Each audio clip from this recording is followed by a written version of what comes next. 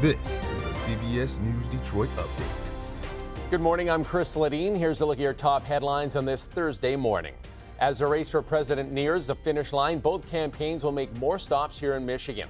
Let's start with the GOP. Former President Donald Trump will be here tomorrow. He's holding a rally at Macomb Community College in Warren starting at 4:30.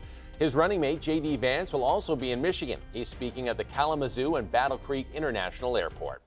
On the other side of the ticket, Minnesota Governor and Democratic Vice Presidential candidate Tim Walz will also be in Michigan tomorrow. He'll campaign in Detroit, Flint, and Traverse City. And on Sunday, Vice President Kamala Harris will be campaigning in Michigan. No details have been released just yet, but campaign officials do say this should be Harris's last visit to Michigan leading up to Tuesday's election. Stay with CBS News Detroit for all your news leading up to the presidential race. Just go to our website, cbsdetroit.com, or download the free CBS News app.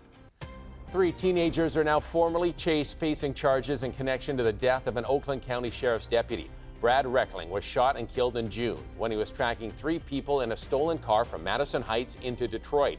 Investigators say they started shooting as Reckling closed in on them.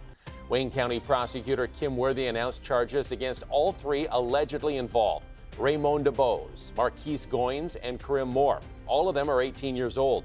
DeBose is accused of shooting Reckling and faces a murder charge. He's also charged with carjacking. Prosecutors say all 3 are charged with conducting a criminal enterprise for their alleged involvement in a car theft ring. And there are new developments in another high-profile investigation. Detroit police now speaking out on the investigation into a traffic stop earlier this month involving Lions wide receiver Jameson Williams. Williams was a passenger, and 2 pistols were found in the car.